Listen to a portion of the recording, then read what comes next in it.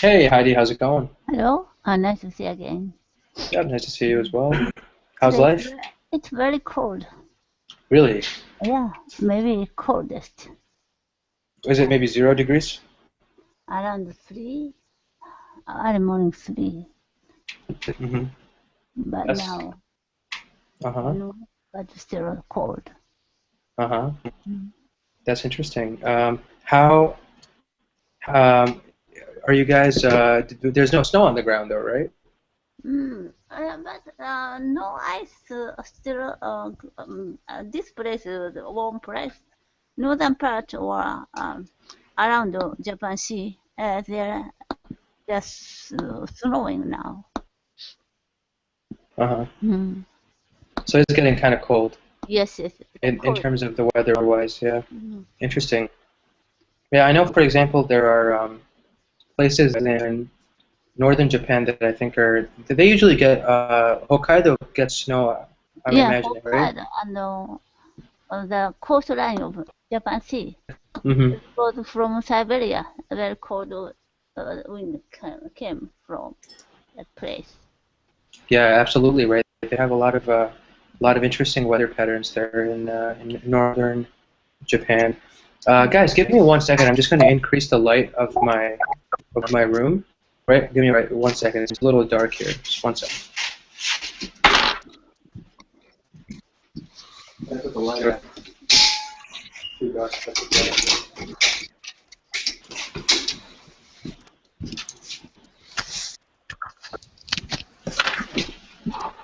All right, guys. I think you guys can see me a little bit better now. Salvador, how's it going, man? Hi, I'm doing great. Thank you for asking. How are you? Good, good, good. Everything's going well, thanks. Are you still in California? Yeah. I'm not going to move for some time. Okay. Maybe another 2 weeks. Yeah, so enjoying the weather here. The class this morning, I actually showed the students the picture outside. So my city is right behind us. There's a very beautiful view with the palm trees. And not a beach, but it's still a very nice view. We're in the mountains here, so very nice. Maybe if you guys join me tomorrow in the morning, it's very early though, we might be able to show you guys the same thing. But yeah, and let's see, Gregory, how's it going, man? Fine, thank you. Good to see you again. So nice to see you. Yeah, nice to see you guys as well. I mean, like generally, when I am thinking about the weather, I was asking Heidi about how it's gotten really cold in Japan. Here today, it was also a little bit chilly, more chilly than normal. I think maybe in the morning. If you guys see me in the morning, I always wear a sweater in the morning because we're really high in the mountains. Or not really high, but we're higher than the surrounding land. And does it get cold at all in Israel during this time, Gregory, like in the winter, or is it always normal temperature, pretty warm?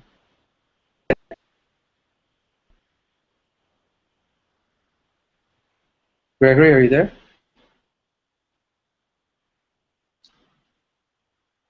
I think we might be muting Gregory, or I don't know. Salvador, what about you, man? How's the situation in weather-wise in Honduras? It's still pretty warm, I'm assuming, right? Yes, it is hot right now. Maybe let me see. Maybe 25 or 24. Wow, at night too. Yeah, at night in November. I mean, that's pretty warm. It's incredible. Yes, maybe in December we will have some rain. Yeah, but you guys never get snow, right? It's impossible to get snow, right? No, not impossible. Yeah, I was thinking there were some places I've never been to Honduras, but I was close to. I was in Barbados. I was in Bahamas. I was in that general kind of tropical area a few years ago, and I remember that the wind, the breeze coming in from the ocean is absolutely gorgeous. I mean, for anybody who lives near the water in those countries, it's such an amazing experience because it's not really that. I mean, at night it's a little bit cooler, but if you're next to the ocean, it's remarkable. I mean, the ocean just has this refreshing wind that is always blowing onto the beach. It's amazing. Is it the same way in Honduras? Yes, that is the same way. Feels, as you say, magnificent. That is an incredible experience. And Yeah. just to let you know, right now we are 25 degrees, feels like 28. Oh wow. So there's humidity. Yes. So is it? I was wondering in Honduras, is it wet heat? Like you have that tropical, like do people sweat a lot? Or is it dry heat, maybe like in the desert, like in the Middle East? It's dry heat. It's very hot, but you don't sweat necessarily, right? In No. India you sweat a lot. Yeah. Well, in here, always we have a lot of humidity. Humidity, yes. Yes, and some, for example, for right now are 94%. 94% humidity? Yes, Wow. and sometimes it's 100%. So Which means it's raining. Yeah. yes, that is always a lot of people sweating around everyone. Yeah, it's a difficult thing in the very hot summer months to have that constant, like in India, when we visit, for example, our families, if we go in the summer, oh man, it's impossible if you're not used to that kind of weather. Like Yeah. In India, you can take a shower. After you come out of the shower, 20 minutes later, you feel like you sweat everything out once more. Right. So even like same thing in Honduras, right? Even if you have to take like 7 showers a day to feel like you're normal, So people just wait until just after sunset. They all take a nice cold shower, and then people just spend the entire night like walking along the beach or walking outside. Seafood restaurants, a lot of restaurants that are on the water. That's what people do because you have to, in order to relax, you have to stay away from the heat, right? Or people spend their entire days inside the shopping centers and the malls and stuff like that. So that's kind of a crazy situation. I know. That's the reason because I say last time that when we have 21 or 26, 22 degrees, we feel have a wonderful weather, and sometimes for us it's a little bit cool. Yeah, relative to what you guys normally get, absolutely, it's much cooler, right? So that's awesome. For example, when the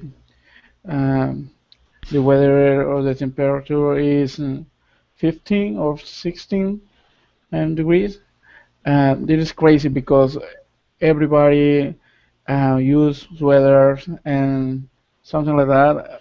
And sometimes, if you know people who came from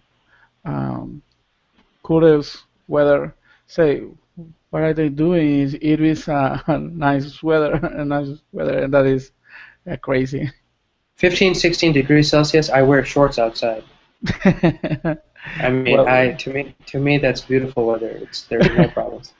in here you will find a lot of people with sweater or Jackets, right? jackets, that kind of Jackets stuff. and sweaters, yeah. I remember people thought I was crazy because when I was younger, one day it was, I think, 1 degree Celsius, and I was outside just t-shirt and jeans, nothing. 33 degrees Fahrenheit is normal, actually, for us.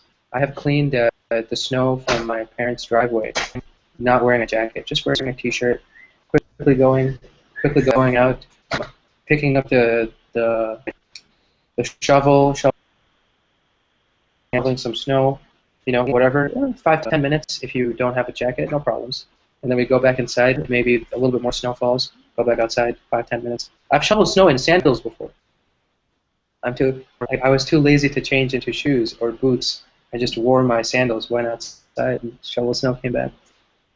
Yeah, it's crazy. It's a wild experience for people who come from cold weather.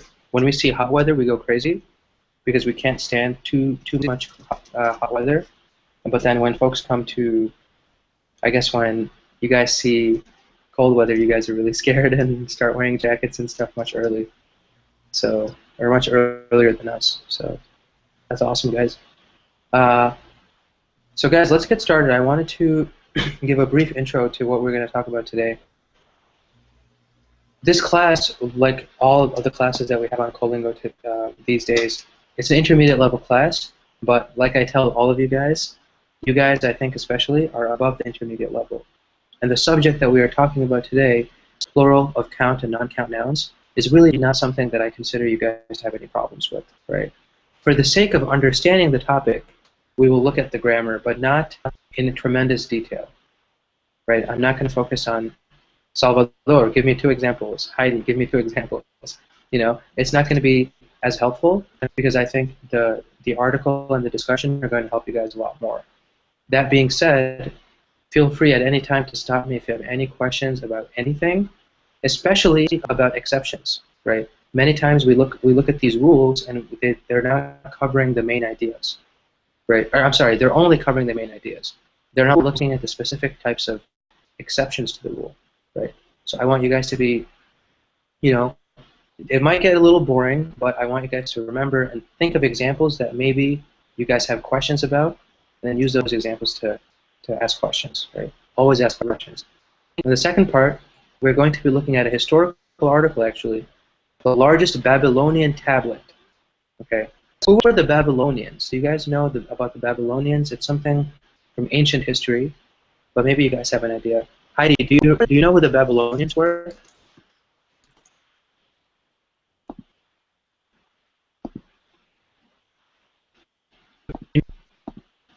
Heidi, are you there? I think you're muted. Yeah, I forgot. Oh, I'm sorry. Uh-huh. I knew, but I forgot. Oh, no problems, no problems. Salvador, do you know who the Babylonians are? Well, I know from them because the Bible, and according to the Bible, there was a civilization that made a tower. Yeah, the Tower of Babel. Yes, they are trying to reach. I don't know if I have to say sky or heaven. You can, yeah, they're trying to reach the heavens. You can say the heavens. Okay, they are trying to reach the heavens, and that is where the different language appears in the earth. So according to Christian history, the people of the earth got together. All of them got together, and they got together. Or I think the Babylonian king said, "Who is this God? This one God? Build me some stairs or a tower so I can reach this God." Right? So he had a lot of workers, and I think all the people of the world got together or something like that. They built this tower, but they couldn't complete it because God confused their languages. Before that time, they all spoke one language, right, Salvador? That's right. We all spoke one language. And then, what did God do, Salvador? Come again, please? So then what did God do after we had one language at the beginning? All the world's people came together to make the tower, and then God did something. What did he do? Separate the language. Yeah, he separated the languages. So according to Christian history, that is the birth of all of these languages, because God made all these languages, and now the people should not communicate with each other. so they could not continue building the tower. Yes. Yeah. I think according, I don't know how to say historiadores. The historiography, or the according to the people who study history, right? Yes, according to Historians.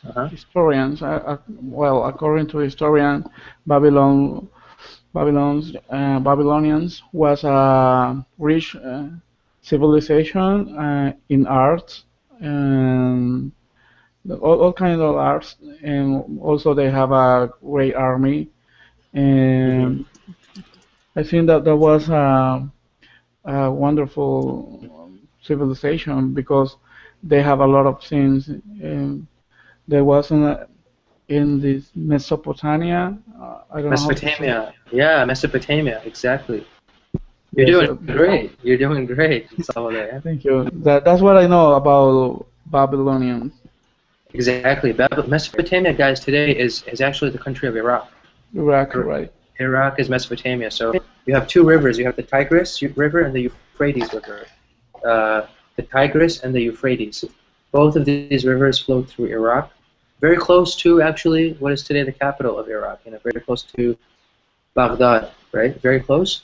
And that is where the Babylonian civilization was based. And the Babylonians did have an amazing amount of history and culture and art. And their historians have always been looking for more clues about their civilization. And they have recently discovered the largest tablet, stone tablet. People in those days, they recorded all of their writings, their histories on stone tablets. And this has been a magnificent way for historians to understand more about the civilization. So, absolutely, Salvador, great job. I didn't know you were a historian, Salvador. This is great. I see a lot of TV shows on Nat Geo and Discovery Channel. Yeah, National Geographic, Discovery Channel are phenomenal, right? I studied history myself, so I get really excited when I see other people who know about history. It's great. So guys, we're going to look at that later. We're going to hold our excitement for that class, or for that part of the class. At the beginning, we're going to look at some thing. We're going to look at the plural of count and non-count nouns, right? So just as an idea, guys, right, I wanted to ask you guys, name a few items in your room that you see right now using count and non-count nouns. So for example, there are 4 lights in my room. There are 2 people in this house besides me, right? 2 people and 4 lights. So I'm using count nouns, right? I can count those things, right?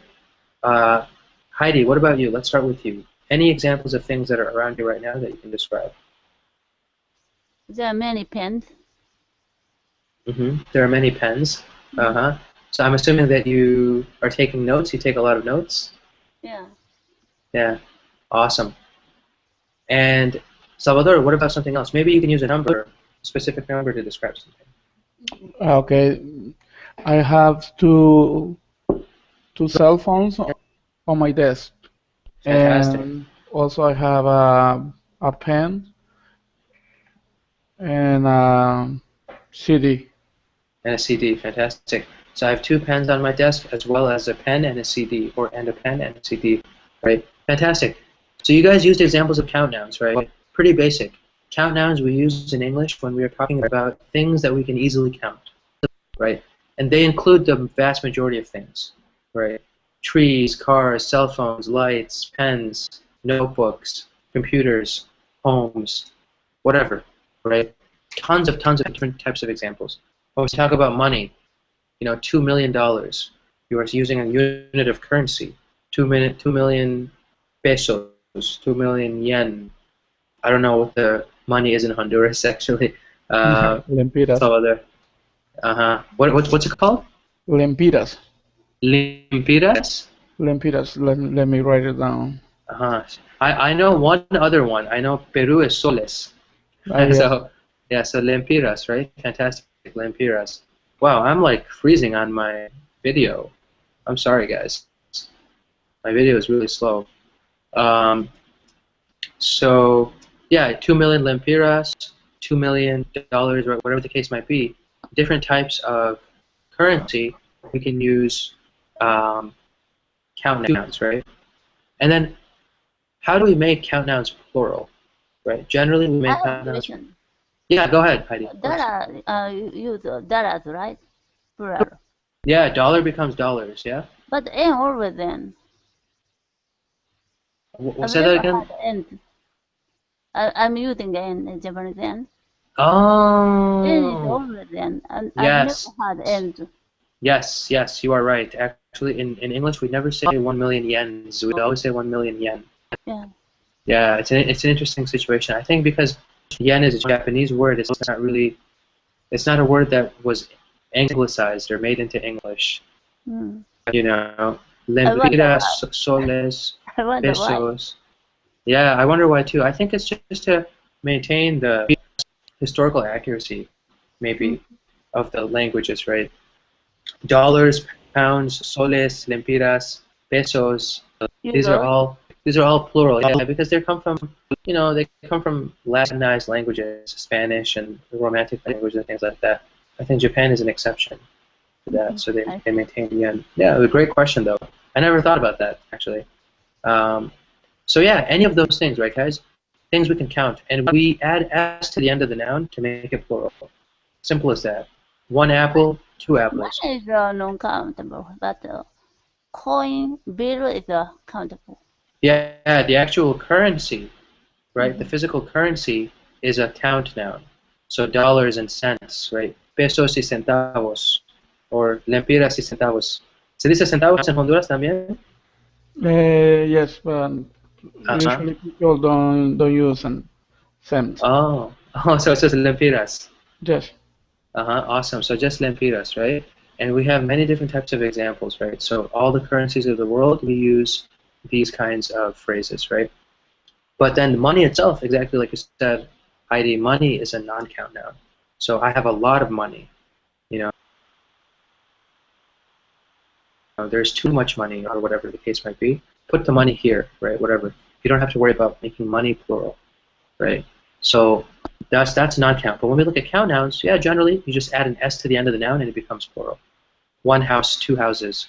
1 apple, 2 apples. 3 dogs, 4 dogs, right? Whatever the case might be. There are a few irregular types, right? So when we look at the irregular types, what is the plural form of child? Guys, what is children? Fantastic. Other great. Person becomes people. People, fantastic. And what about something like mouse? Mice. Mice, right? Mouse becomes mice. This one is a little bit more uncommon. Mouse becomes mice. Goose becomes geese. Yeah, a lot of animals change, right? What's another example? Deer is deer. Yeah, deer stays deer, right? Deer is one of those examples where it's actually the same.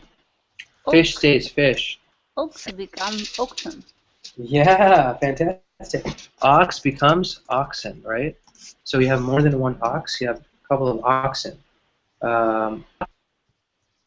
I think octopus becomes octopi, right? I've heard that example before. Octopus becomes octopi, although I don't know if that one's 100% correct. Many other types of examples like that, right? We have these specific types of plural tenses, right?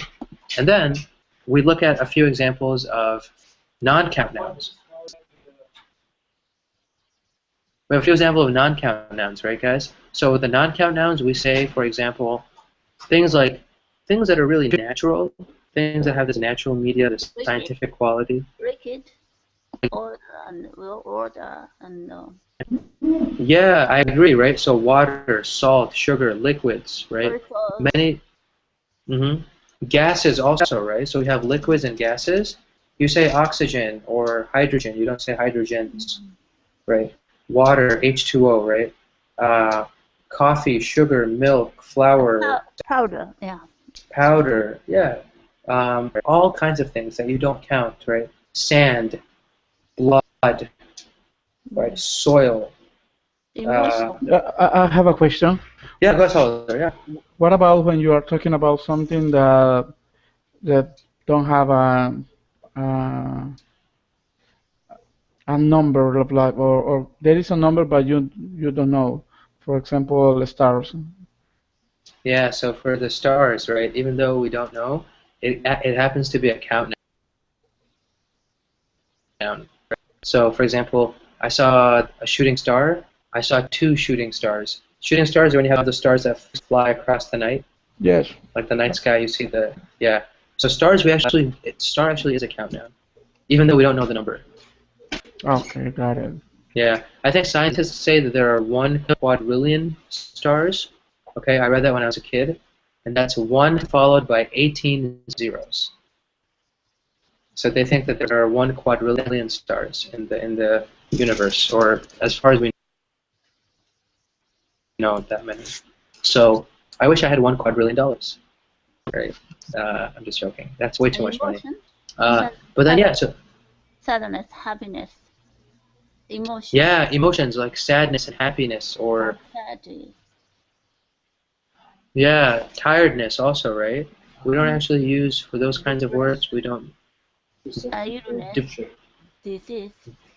Yeah, depressions, illnesses, diseases, right? So we say, for example, chicken pox. We don't say chicken poxes. We say measles. We don't say measles is, I mean, there's no way to make those words plural. Mumps becomes mumps, right? Mumps stays mumps, right? So any of these kinds of diseases, AIDS is AIDS, right? Although AIDS, I mean, it's an acronym, right? We have all these different examples, diseases and other things like that. A lot of natural things are non-countdowns. And study, chemistry or mathematics. Phenomenal, yeah. Chemistry, mathematics, those kinds of categories of study, biology. We also see, for example, ideas like information, knowledge, confidence, right? We don't say there is a lot of informations. So there's a lot of information, right? So these are all different types of examples that we don't pluralize. And also sports, like, swimming, teaching. You can think of specific sports, baseball, football, American football, wrestling, right? Languages, languages, Spanish, English, French. You don't change those. You don't ever make those plural. Right? They stay the same. And so, any questions, guys, so far on plural and count and non-count nouns? How we make them plural? No question. Salvador, does it make sense? Yes. Makes sense. Okay. So the last thing I wanted to just quickly go over, guys, was when we are talking about count nouns and non-count nouns, the way we compare them in English, right? So for count nouns, we use the words fewer and more. Fewer and more. If we're talking about comparing count nouns, right? There are more dogs at this house than at my house, right? There are fewer apples on the table than in the kitchen, right? So fewer or more we use when we are talking about count nouns, right? So let me quickly write this down. Count nouns, we use fewer and more, right? Salvador, what's an example of a sentence with one of these words, fewer or more? I have more pens on my desk than on my other room. Yeah, fantastic. I have more pens on my desk than in my other room, right? Fantastic. And Heidi, what about another example with the count nouns, fewer or more, any of those words? My husband has fewer shoes than me. Fantastic. Which makes sense because women buy a lot of shoes, right, Heidi? Yeah. Yeah. My husband has fewer shoes than me, right? Fantastic. Shoes we're counting, right? So it's a count noun. Fantastic. And then we also have, for non-count nouns, what do we use? Non-count nouns, we use too much. When we use, we should say more and less. More and less, right? When it comes to non-count nouns. So not fewer, but more and less, right? So non-count, for example, there is less water in this glass. There's less water in my glass than in my sister's glass, right?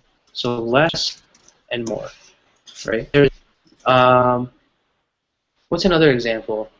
Let me think of another example. My husband has less money than me. Once again. Oh, actually, no, that doesn't make sense because you're supposed to shop, Heidi. How do you have more money? Yeah, because I always go to the bank with your money. Ah, fantastic. But he had only his allowance. Fantastic. So yeah, I have more money than my husband in this case, in Heidi's case. Salvador, what's another example? Using less or more? Less. Maybe you are giving me less information than the other guy. Oh, fantastic. So now Salvador's going to go to another class because I'm giving him less information. I'm just joking. But yeah, that works perfectly. It works perfectly, right? Less information, less knowledge, right? I am getting less knowledge from this class than I would from another class, right? So any of those things, any of those non-count nouns, we use less and more, right? We can say more water, more sugar. Please put more sugar in the coffee next time, right? It was so bitter, you know. Please put less sugar. It was so sweet, right? People are very hard to please. So we use those kinds of things, less and more, fewer and more for count nouns, less and more for non-count nouns. Any questions, guys, on any of that? Mm-hmm. Okay, great.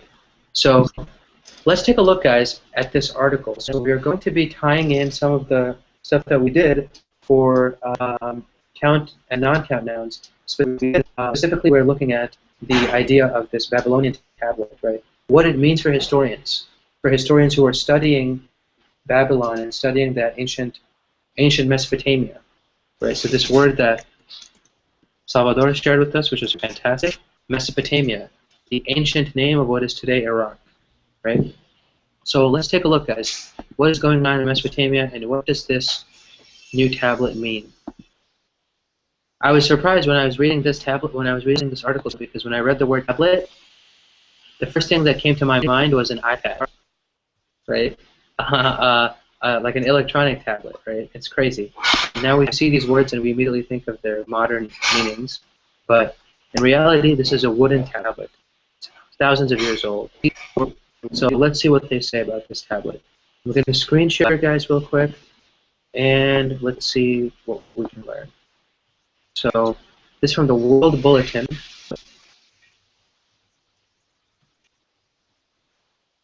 All right, whatever.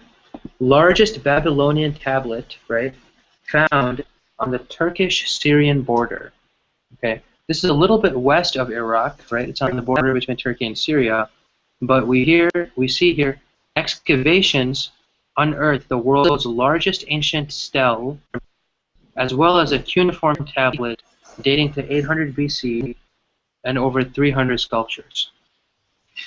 This word, guys, I have no idea what this means. But I think I know what it means. I think it means the pen that they use to write. Stencil can also be, I think, used as the word stele, right? S-T-E-L-E. And then what is a cuneiform tablet, guys? What is cuneiform? This is a difficult word, very difficult word. But what do you guys think it means? Mm-hmm. Cuneiform, guys, I have to show you guys a picture because otherwise it's impossible. Cuneiform are the symbols of these ancient civilizations, right? They used to write on these kinds of, rocks. Write on these kinds of rocks. See these symbols? These symbols are called cuneiform, right? So they didn't have letters like that we do. They didn't have characters that we used. They used these cuneiform symbols, right? So this is an example of a tablet. This is exactly the kind of thing that they found, right? Very ancient rock, which has all of these symbols on it from the Babylonian times in the Babylonian language, right? And let me actually, guys, just for fun, because I don't know what it means, let me see what stele means. Stele is a slab. Oh, okay, so I was wrong, guys. Stele is the actual rock that you write something on, right? And it could also be, I guess it can also be the instrument. You write, it's the ancient pen that they used to write in the rock. For example, this is an example of a stele, or stele, I don't actually know how to pronounce it. And then maybe it's also considered as the rock and the actual formation, you know, the ancient pictures that were drawn, the ancient illustrations that were drawn using these rocks, right? So the largest ones were found, and they date to 800 BC, right? What could be the largest discovered inscribed tablet or stele dating to the reign of Babylonian king Nebuchadnezzar II between 605 to 562 BC has been discovered in the Turkish city of Karkamis on the military zone along the Turkey-Syria border. Noting that the excavation sites are untroubled despite their proximity to the Syrian civil war, Dr. Nicola Marchetti said that the Karkamis Archaeological Museum is scheduled to open next year. Excavations are right on a military zone within 55 hectares in Turkey and 35 in Syria, said Marchetti, the head of the Turkish and Italian excavation teams, at a press conference held in the Assembly Hall of the Metropolitan Municipality. Right. So what are they saying, guys, in these first three paragraphs? Any questions about some of the words?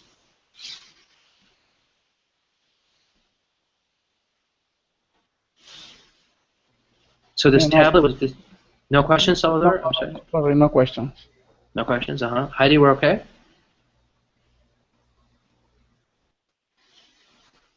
Yeah. Okay, I think so. Okay, fantastic, Heidi. Thanks. Excavations this year also unearthed a cuneiform tablet at the palace of Karkemish king Katua, dating to 800 BC, as well as over 300 sculptures, a Luwian hieroglyphic inscription, and a mosaic. Right? This is very complicated stuff. I don't know what any of these things are, but a Karkemish, this is maybe one of their rulers, one of their kingdoms. The king of that era was Katua, and he lived 800 years before Christ, right? And over 300 sculptures were also discovered. And one of them was a hieroglyphic inscription from the Luwian civilization, as well as a mosaic, right? So lots of different kinds of things were found here. What is a mosaic, guys?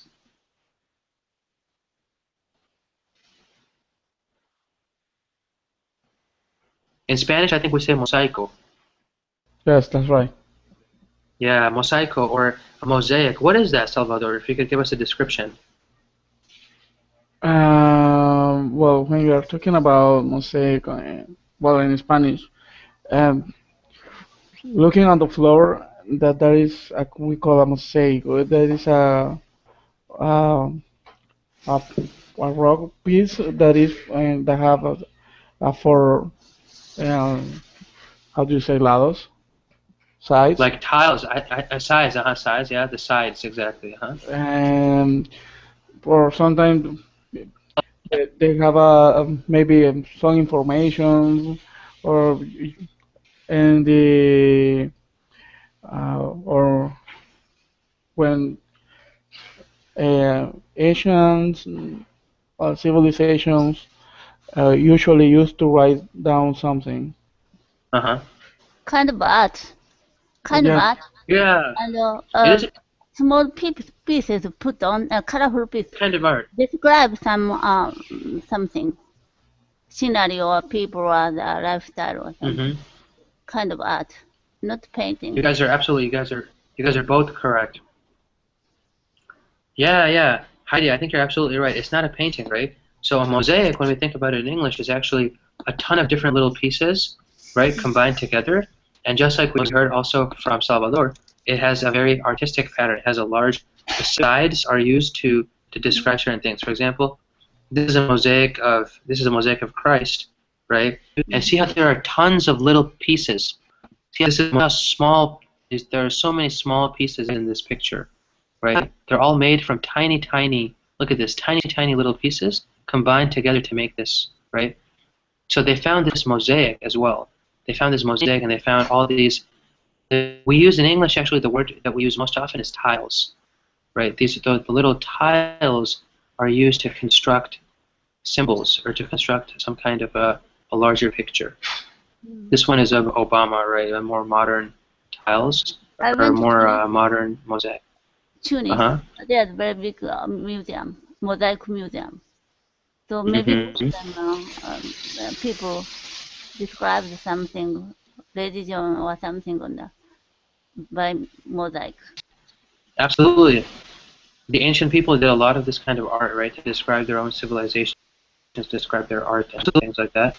So they found one of these things too, right? And a lot of the rest of this, guys, is very specific to this particular discovery.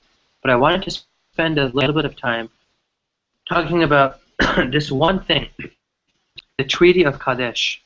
right? So the Treaty of Kadesh was a treaty that was signed between the Egyptian pharaoh Ramses II and another guy who was from the Hittite kingdom. Okay, this kingdom is another ancient kingdom in what is today Turkey, right?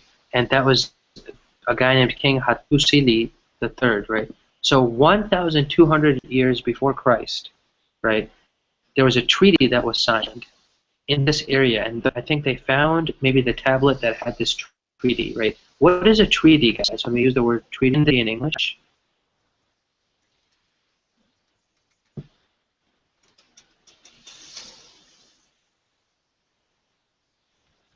we see it sometimes maybe at the end of conflicts, right? People have treaties. Different countries, they sign treaties with each other at the end of a war, right? So what do you guys think a treaty is? Kind of contract Yeah, and what does it usually do? between the two countries after war. A Exactly. peace contract or something. Exactly, it's a peace contract, right? Most of the time when we talk about a treaty, we're talking about the idea that the two countries have decided to live in peace or to stop the fighting. That's what we see, right? So in this same city, right, in this same area where they found these cuneiform tablets, they found the Treaty of Kadesh, right, which was written in 1259 BC, and one of the political leaders there said, "This treaty carries great importance today, given that 4,000 years after the signing of the world's first written peace treaty." So this Treaty of Kadesh was the world's first written peace treaty. The first time two countries said, "We will stop fighting and we will write it down," right? And even 4,000 years later, people continue to kill each other and spill each other's blood, right? So it's kind of a sad thing, right? This area, and what is even more sad about this area right now is, it's in the middle of a war zone. So Syria is a country that is fighting, has civil war going on inside, and this is happening on the Turkish-Syria border. So kind of a very ironic ending, right? That this place was the home of the world's first peace treaty, yet the country today, 4,000 years later, is the home of such suffering and such civil war, right? So I'm going to stop there, guys, and I'm going to just loop back. And I want to ask you guys a couple of questions about this, right? When we look at the idea of history and peace and war, why do you think scientists and historians and all these people, archaeologists, right? Why do they get so excited when they find a new discovery like this? What's so amazing about new discoveries? I'll ask you first, Salvador. What do you think?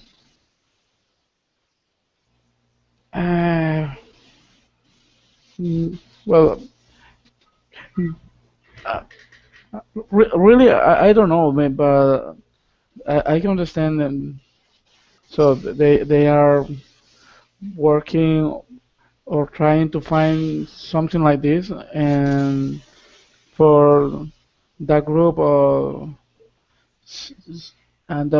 people was a great discovery, and maybe she's and the group is trying to explain how do mankind was in in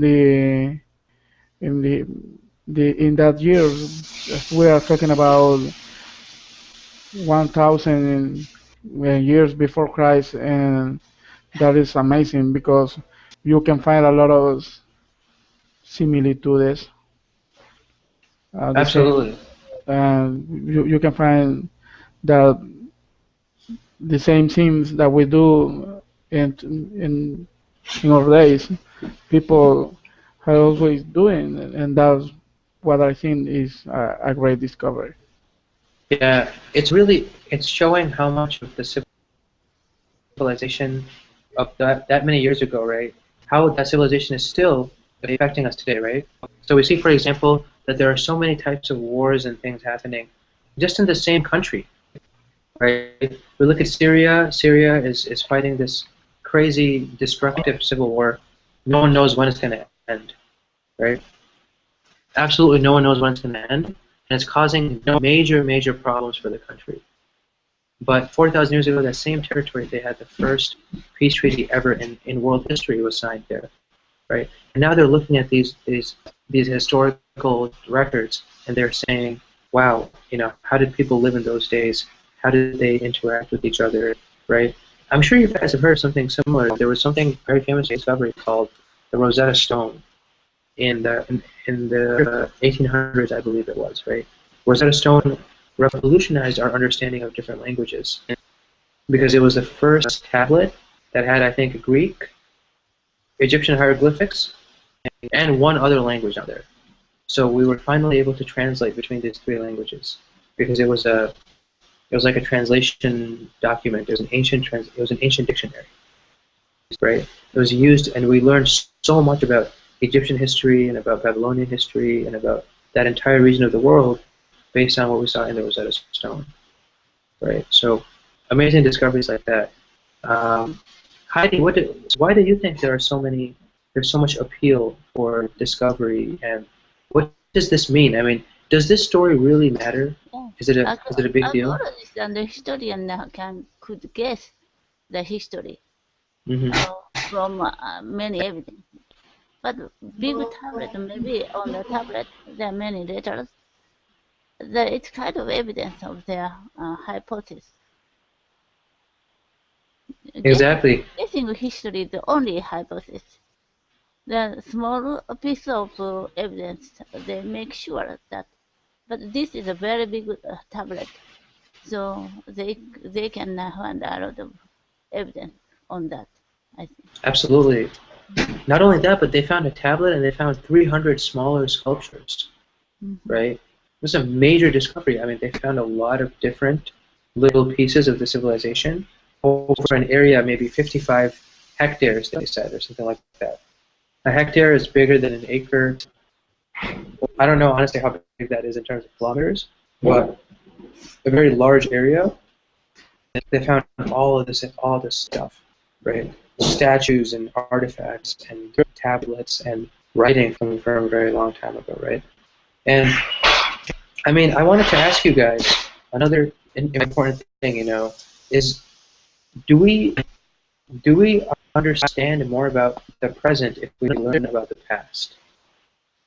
Is it possible to learn about us today, human beings in the 21st century, if we look at where we came from? Or does it really not matter? Does history play a role in the present times? Or is it really, who cares? We have technology, we have electricity, we don't need to worry about dead people, right? I mean, what do you guys think? Salvador, do you think there's importance in history? Yes, I think that is important because if we don't know who our civilization or how our people was, maybe you won't understand why people right now is taking some behavior like war or peace, or why people like a special kind of food.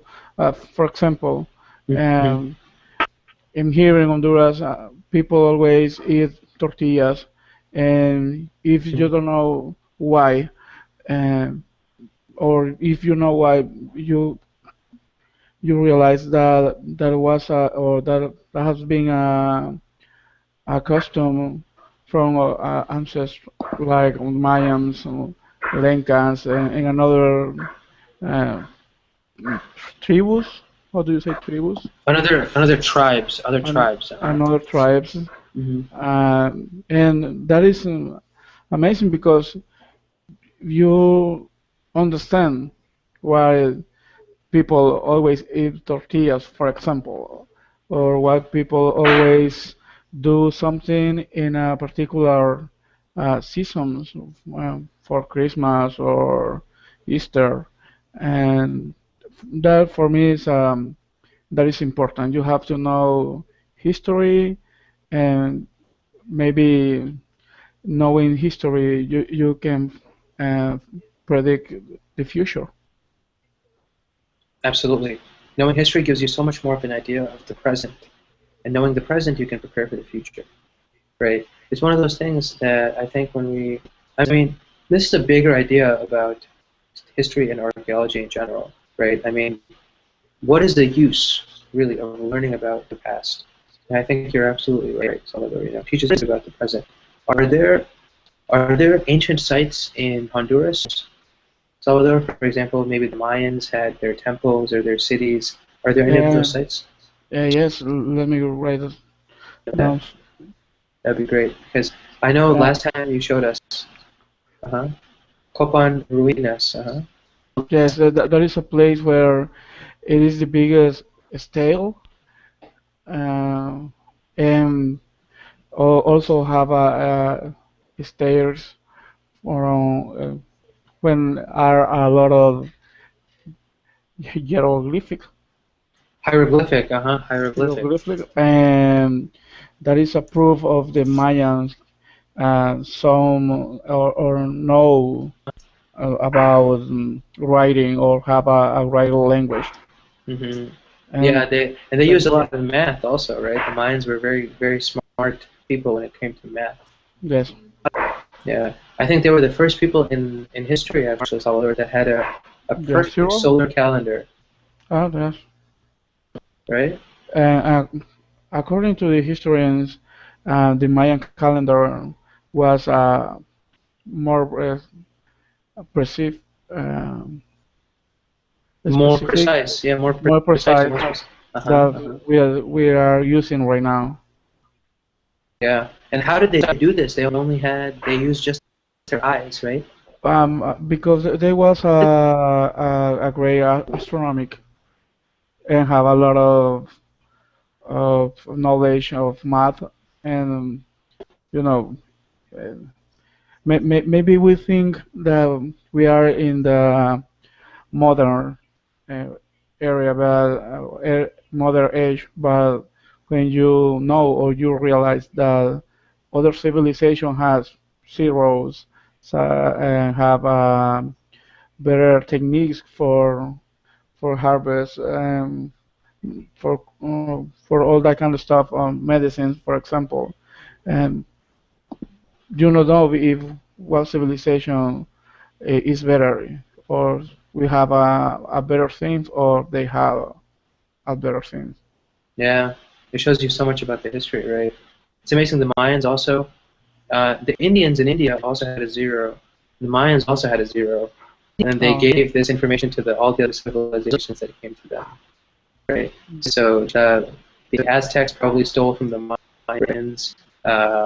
A lot of the Eastern math came from India, or at least the idea of having a zero came from India uh, into Arabic, and then Arabic into English, all these other Romance languages. So it's crazy. Mathematics has actually been very, very much influenced by different civilizations, right? So that's fantastic. And Heidi, what do you think is the importance of history? I mean, does it really help us learn about the present? Does it help us learn about the future, or is it not that important?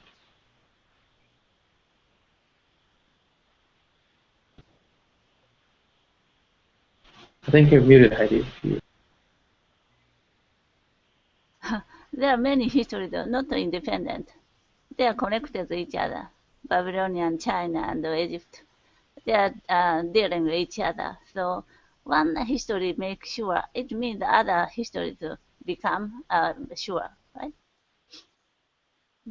And there are many conflicts around some land or Yeah, island. if you know the history of one civilization. Yeah. Then this place is historically my territory also. Then making sure the history, the kind of so, resolution of war might be very difficult, but somehow, yeah. But if you don't know, yeah, if you think about the wars and all those violent episodes in history, then maybe it's not that fun. But if you think about all the civilizations and how interconnected we were, right? Even as long as 3,000 years ago, Egypt was making treaties with Babylon, Mhm. or was making treaties with the Hittites. I mean, excuse me, guys, all of these countries, Yeah. just like today, they had wars, they had peace, they had fighting, they had treaties, they had civilizations, economy, math, science, right? How is the Silk Road? How Yeah, the Silk Road went from Turkey to Japan. yes. A magnificent distance, and so much was traded. The Great Wall of China, all of the most amazing, you know, architectural wonders of the ancient world, right? Can we do that in the 21st century? I don't know. We can make huge buildings, but can we create something using our bare hands, that kind of technology? Calculate the calendar, the yearly calendar, using just your eyes for understanding the math, right? All the civilizations in the Western Hemisphere, they didn't have horses, right? They didn't even have wheels. The first wheels were when the Spanish conquistadores, when the Spanish conquerors came to the New World, they brought wheels and horses, right? The Incas, the Mayans, the Aztecs, they didn't have any of that stuff, but they made enormous civilizations, right? Yeah. Huge civilizations. So History of civilization, the history of religion. yeah, religion also exactly the same thing. Absolutely, so many different beautiful places. And so this is Copan, right, Salvador? Do you want to share with us about this a little bit? Yes, that is Copan. Have you been there before, Salvador? Yes, that is my favorite place to go and for have a relaxing time. Mm-hmm. Also the beach, right? You also have to go to the beach, Yes, right? yes. But Okay, it all depends what you want. If you want to sleep all day long, you have to go to Japan because um, the weather there that is in a higher place. It is in mountain and it is a wonderful place to go. some of these tablets are remarkable, and I feel bad because I don't know how to pronounce any of their names. Neither do I. For example, Kiinich Yaks Kokmo, Kiinich Popo. They have very, very interesting names, right? It was a different language, completely different Yes, language. there is a different language, but sometimes it is translated to Spanish. Uh-huh. And do they actually, I heard, Salvador, this may not be true, but I heard that there are still people in Guatemala and Honduras and parts of Mexico who can speak the Mayan languages, that there are Mayan speakers. Is that true? Yes, that's true. Uh-huh. And I mean, do they speak, they also, I'm sure they also speak Spanish, Yes. right? But do they teach this language maybe if I want, I mean, if, not just me, but if somebody wants to learn, because I know in South America they teach Quechua, like Aymara, those Local ancient language. Inca languages. Yeah, yeah. Well, no, you don't, or you want learning from someone from the government, for example, teacher or something like that. Maybe if you go to a town and you find someone who can teach, you can learn, but you have to find it. And these languages are probably dying, right? And yes, that is There's probably not that many. Maybe. that is a shame because it is uh, it's a part of history, and it is dying, as you say, Because a lot of the young people probably don't want to learn this stuff, right? and that's right. They learn Spanish and that's enough, or they learn English. They forget their ancient Mayan languages, right? Yes, that's usually in that town, the people who uh, can speak that language, they they lose or they are older people. Very old people, yeah, yeah. It's really sad, but maybe they can make a dictionary or have a way to teach this language to other people so that they don't forget this language, right? So the That's language right. doesn't just die out. I think the government have to do something about it because, as I say, it's part of our culture, and I think the Guatemala government is doing something in here not is the same case. Hmm. But that for me that is important. The government they have to get involved. Otherwise, it's very difficult. Yeah. Yeah. Absolutely, Salvador. Well, Salvador, do you have any other questions? It was great to learn about Copan and about these places. Like I said, I've never been to Honduras, but it would be nice to visit because the Mayans actually, we know a lot about the Aztecs, because of the Mexican culture in the U.S. We learn about, Viva la raza Azteca. I mean, sometimes you go to the large parties and they have, Tenochtitlan. They have we hear those names, Quetzalcoatl, all those names, right? But we don't see much of the Mayan history here. Even among the more educated people, it's not very well known. Yes, I know that. That there are difference. There are a lot of difference between Mayas and Aztecas. Hmm. Uh-huh. And sometimes Aztecas look like more a violence or Maya are like a jigs comparing to the Aztecas. Yeah, yeah. They're much more scientific people. The Yes, Aztecs were fighting warrior empire people. Yeah. yes. Absolutely. Well, Salvador, it was great. I have another class starting right now that you're free to join, but any other questions?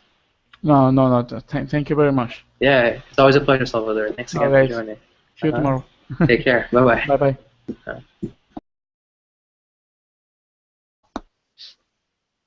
Uh-huh. Mm. So it's getting kind of cold Yes, yes. in Cold. terms of the weather-wise, yeah. Mm. Interesting. Yeah, I know, for example, there are places in northern Japan that I think they usually get, Hokkaido gets snow, I'm Yeah, imagining, right? Hokkaido and on the coastline of Japan Sea. Mm-hmm. It goes from Siberia. A very cold wind came from that place. Yeah, absolutely right. They have a lot of interesting weather patterns there in northern Japan. Guys, give me 1 second. I'm just going to increase the light of my room. Right? Give me 1 second. It's a little dark here. Just 1 second. I put the light up. Too dark.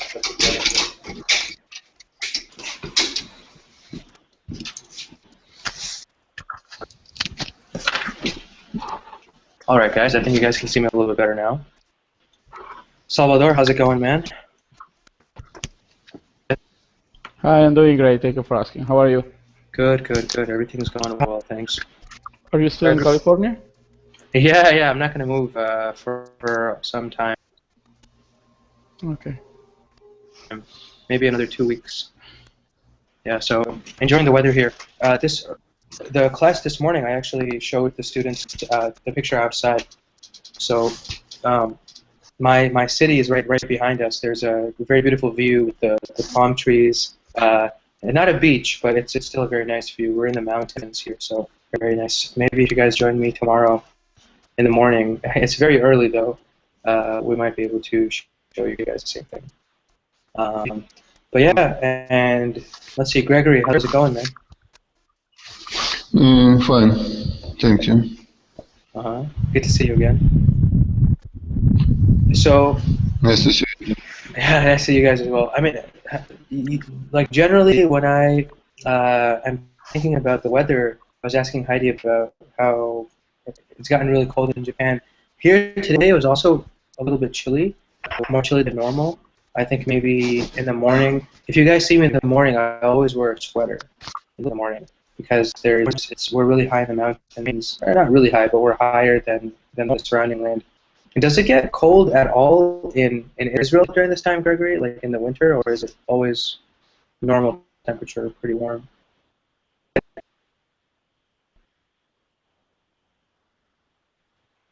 Gregory, are you there?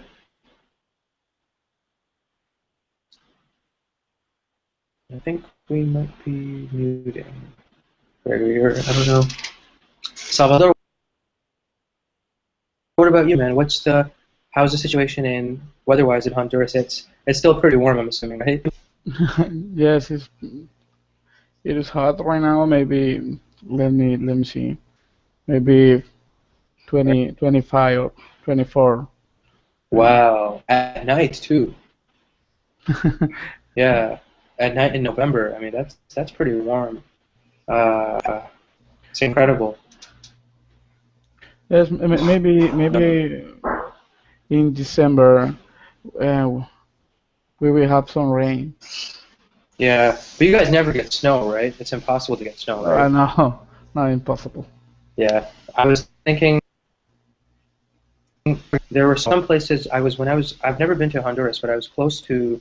I was in Barbados. I was in Bahamas. I was in that general kind of tropical area a few years ago, and I remember that the wind, the breeze coming in from the ocean is absolutely gorgeous. I mean, for anybody who lives near the water in those countries, it's such an amazing experience because it's not really that. I mean, at night it's a little bit cooler, but if you're next to the ocean, it's remarkable.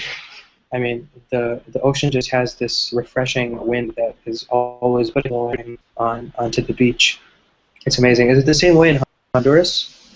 Yes, that is the same way. Uh-huh. Feels, as you say, uh, magnificent. That is an incredible experience. And Yeah. just to let you know, right now we are 25 degrees, feels like 28. Oh wow. So there's humidity. Yes. So is it? I was wondering in Honduras, is it wet heat? Like you have that tropical, like do people sweat a lot? Or is it dry heat, maybe like in the desert, like in the Middle East? It's dry heat. It's very hot, but you don't sweat necessarily, right? No. In India you sweat a lot.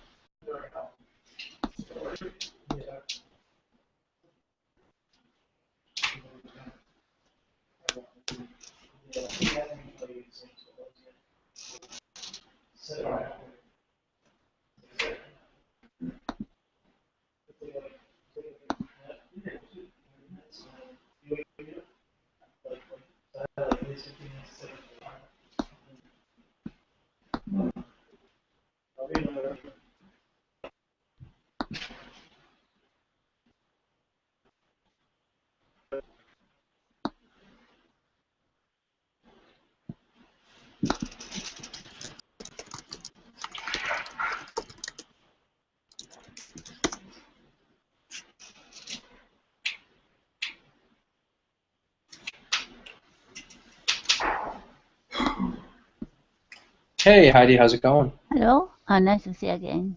Yeah, nice to see you as well. How's Today life? it's very cold. Really? Yeah, maybe coldest. Is it maybe 0 degrees? Around 3, early morning 3. Mm-hmm. But That's now, uh-huh. but still cold. Uh-huh. Mm. That's interesting. How are you guys? There's no snow on the ground though, right? But no ice still. This place is a warm place. Northern part or around the Japan Sea, they're snowing now. Yeah. Well, in here, always we have a lot of humidity. Humidity, yes, yes. Yes, and some, for example, for right now are 94%. 94% humidity? Yes, Wow. and sometimes it's 100%, and so Which means it's raining. Yeah. yes, that is always a lot of people sweating around everyone. Yeah, it's a difficult thing in the very hot summer months to have that constant, like in India, when we visit, for example, our families, if we go in the summer, oh man, it's impossible if you're not used to that kind of weather, like Yeah. it, in India, you can take a shower. After you come out of the shower, 20 minutes later, you feel like you sweat everything out once more. Right. That So is, even that is yeah, the like same. same thing in Honduras, right? Even if you have to take like 7 showers a day to feel like you're normal. So people just wait until just after sunset, they all take a nice cold shower, and then people just spend the entire night like walking along the beach or walking outside. Seafood restaurants, a lot of restaurants that are on the water. That's what people do because you have to, in order to relax, you have to stay away from the heat, right? Or people spend their entire days inside the shopping centers and the malls and stuff like that. So that's not a crazy situation. I know. That's